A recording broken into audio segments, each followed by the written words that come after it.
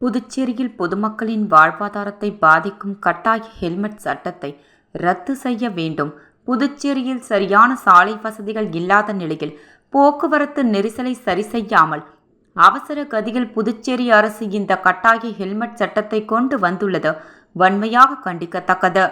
புதுச்சேரி மக்கள் பெருமளவு புயல் மற்றும் வெள்ளத்தால் முழுவதுமாக தங்களது உடைமைகளை இழந்து வாழ்வதற்கு வழியின்றி தவித்து வருகின்ற நிலையில் உண்மையாக ஏற்பட்டுள்ள சேதத்தை முழுவதுமாக கணக்கிடாமல் சராசரியாக அனைத்து ரேஷன் அட்டைகளுக்கும் 5000 ரூபாய் கொடுத்துவிட்டு அதை திருப்பி அனைத்து பொதுமக்களிடமிருந்தும் வசூலிக்கும் நடவடிக்கையாகவே இந்த ஹெல்மெட் அபராதம் அமைந்துள்ளது.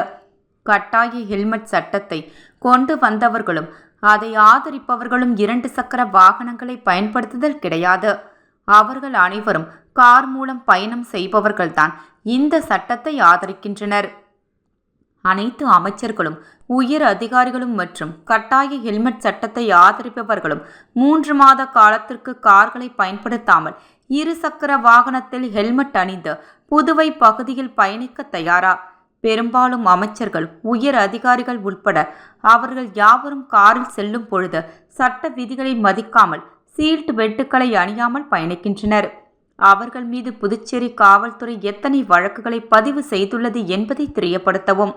புதுச்சேரி கலாச்சாரம் மற்றும் எதிர்கால சந்ததியினரை சீரழிக்கும் வகையில் தெருவுக்கு தெரு 10 ரெஸ்டோபார் மற்றும் பார்களை திறந்துவிட்டு மனிதனின் அடிப்படை தேவையான குடிநீரை பற்றி கவலைப்படாமல் புதியதாக மேலும் 6 மதுபான தொழிற்சாலைகளை புதுவை மாநிலத்தில் அமைக்க அனுமதித்துள்ளதாகவும் அதனை மறைக்கவும் திசை திருப்பவும் இந்த கட்டாய ஹெல்மெட் மற்றும் அபராதத்தை கொண்டு வந்துள்ளதாக பொதுமக்கள் பேசிக் கொள்கின்றனர்.